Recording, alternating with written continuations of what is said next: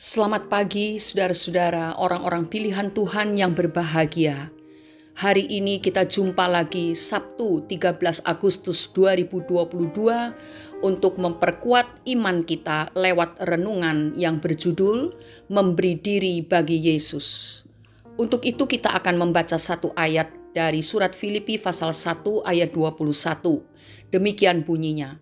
Karena bagiku hidup adalah Kristus dan mati adalah keuntungan. Saudara-saudara, penjara komunis di Jilava terkenal kejam. Jendela-jendelanya yang pecah membuat udara dingin semakin menusuk sehingga membuat tubuh menggigil. Banyak tahanan yang mati membeku karena kedinginan. Seorang tahanan baru, Archimandrite Geuss, adalah seorang pendeta di kota Liberty, Rumania. Ia sangat penasaran dengan situasi di penjara itu. Oleh sebab itu ia berkeliling melihat-lihat situasi. Tiba-tiba ia bertemu dengan pendeta Richard Wurmbrand yang pernah melayani bersamanya di Liberty. Ia terheran-heran melihat pendeta Richard yang masih hidup, karena sudah 8 tahun tidak pernah mendengar kabarnya lagi. Seketika itu juga mereka berpelukan. Namun ketika pendeta Archimandrite nampak sukacita, pendeta Richard justru nampak sedih dan murung. Pendeta Richard bingung mengapa pendeta yang baik seperti pendeta Archimandrite ada di penjara yang kejam seperti itu. Ia mengkhawatirkannya dan berpikir, apakah pendeta Archimandrite dapat bertahan di tempat yang kejam dan dingin seperti ini? Atau apakah ia akan menjadi gila, bahkan mati seperti tahanan yang lainnya? Sebagai seorang tahanan yang sudah lama di sana, pendeta Richard sangat mengetahui segala hal tentang penjara itu. Selama beberapa waktu mereka berdiam diri. Akhirnya pendeta Richard memecahkan ketegangan ini dan berkata dengan suaranya yang lembut, "Apakah kamu sedih?" Betapa terkejutnya dia ketika mendengar pendeta Archimandrite menjawab, "Saya hanya mengenal satu kesedihan, yaitu bila tidak memberikan diri sepenuhnya kepada Yesus." Sebagai orang Kristen, seharusnya kita menyadari bahwa tidak ada yang lebih menyedihkan dan menyakitkan selain tidak memberikan hidup sepenuhnya kepada Tuhan. Kedua hamba Tuhan tersebut rela menghabiskan hidupnya di dalam sebuah penjara yang menyedihkan dan mengancam nyawa mereka demi mempertahankan hidup mereka bagi Kristus. Saudaraku, kekristenan mereka bukanlah kekristenan yang murah, sehingga dapat ditukar dengan kenyamanan dunia. Hal ini seharusnya bukan hanya dimiliki oleh mereka berdua, tetapi juga oleh semua anak-anak Tuhan yang percaya bahwa Yesus adalah Tuhan dan Juru Selamat dunia. Memberi diri menjadi anak Tuhan bukan suatu keputusan yang gampangan. Tetapi bila seseorang sudah membuat keputusan untuk menjadi anak Tuhan, maka ia harus siap untuk kehilangan semuanya, termasuk apa yang menurutnya layak untuk dipertahankan. Karena itu tidaklah heran kalau Rasul Paulus mengatakan bahwa hidup adalah Kristus dan mati adalah keuntungan.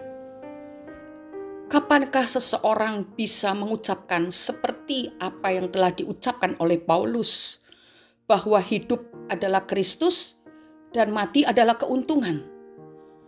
Hanya orang yang bersedia memberikan seluruh hidupnya, bahkan sampai mati pun, untuk Yesus yang dia percayai, yang adalah Tuhan dan Juru Selamat bagi hidupnya.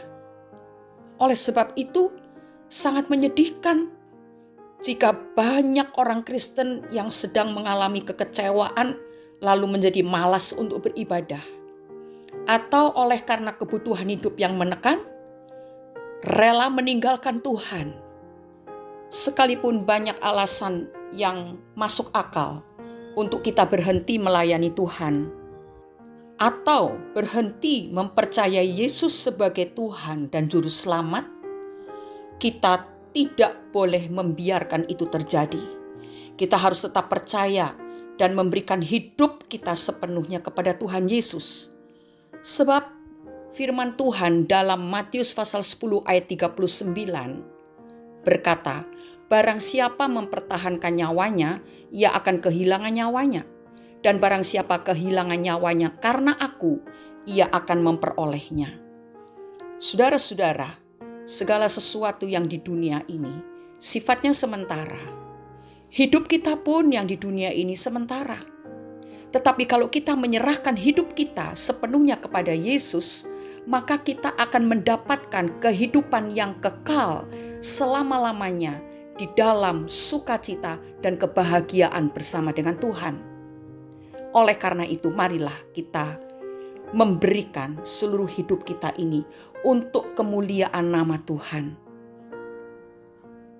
Mungkin pagi hari ini ada di antara saudara yang imannya mulai goyah oleh karena kesulitan, penderitaan, tantangan, atau apapun juga. Pengharapannya kepada Yesus sudah pupus dan hampir menyerah. Ingat saudara, apa yang di dunia ini sementara. Kekayaan, kemegahan, kebanggaan, dan segala sesuatu yang dari dunia itu sifatnya sementara. Begitupun penderitaan, beban yang berat, tantangan hidup, dan sebagainya sifatnya sementara. Karena itu marilah kita pertahankan sesuatu yang Tuhan berikan di dalam diri kita, yaitu kekekalan di dalam Tuhan.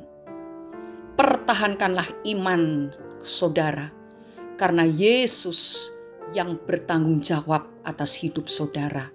Jangan menyerahkan hidup, menukarkan hidup itu dengan hal-hal yang sementara.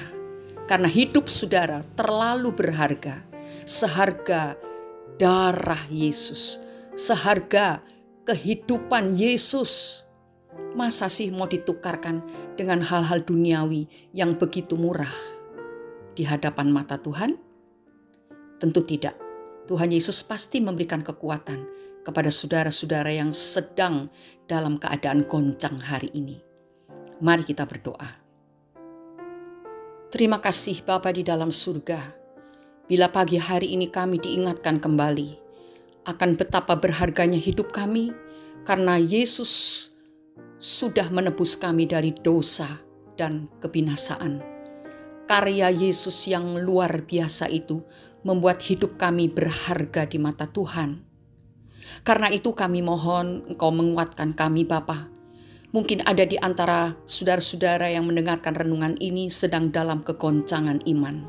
Tapi kami percaya kuasa Roh Kudus dan kuasa firman Tuhan menguatkan mereka, memberikan kepada mereka keteguhan hati, supaya tetap berdiri di atas kebenaran, berakar di dalam Kristus, dan bertumbuh dan mengeluarkan buah-buah kehidupan yang memuliakan dan menyenangkan hati Tuhan. Terima kasih Bapa di surga, kami rindu memberikan hidup kami sepenuhnya kepadamu. Kami mau memuliakan nama Tuhan di sepanjang hidup kami, apapun risiko yang kami harus hadapi. Tetapi kami percaya, bila kami rela memberikan hidup kami kepada Yesus, maka kami akan mendapatkannya dalam kemuliaan bersama-sama dengan Bapa di dalam sorga yang mulia. Di dalam nama Tuhan Yesus Kristus, kami sudah berdoa dan mengucap syukur. Amin. Orang yang percaya dan memberikan hidupnya kepada Tuhan Yesus tidak akan dapat digoyahkan oleh kesusahan ataupun ancaman. Selamat berakhir pekan saudara. Jadilah semakin kuat di dalam Tuhan.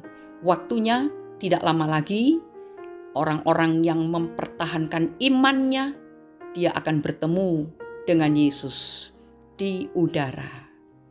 Tuhan Yesus memberkati kita semua. Haleluya. Amin.